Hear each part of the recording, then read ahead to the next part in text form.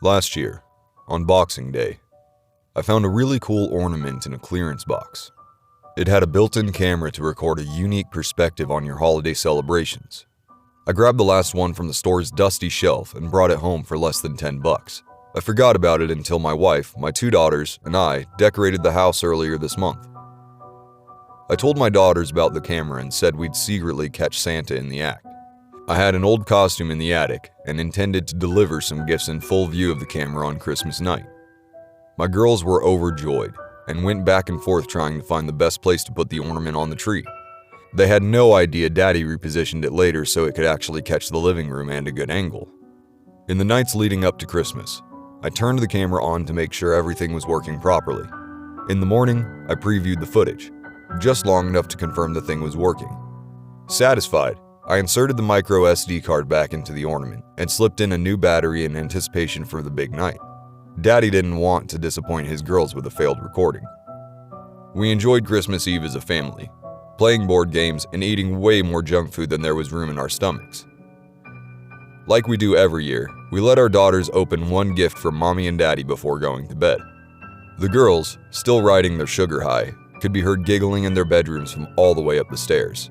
From time to time, my wife and I could hear one of them shush the other, claiming she'd heard hooves on the roof or bells jingling. Eventually, our kiddos dozed off. My wife kissed me on the cheek and headed to bed while I turned off all the lights. I retrieved the costume and tiptoed to the living room, getting ready for my big feature film debut. I did everything you would expect Santa to do. I ate most of the cookies, I drank the milk, I pet my large stomach and said my ho-ho-hos. And I dropped a few presents by the fireplace, all in full view of the camera. A pretty good acting job if I do say so myself. On Christmas morning, the girls came running into our bedroom to wake us up. They excitedly insisted we watch the video before opening the presents.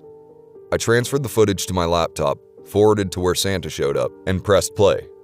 My girls squealed with delight and jumped in front of the screen, frantically waving at Santa while obscuring the video from my view.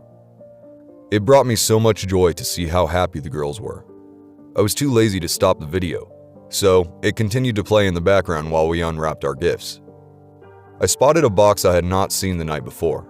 It was small and wrapped in a blue foil paper I did not recognize.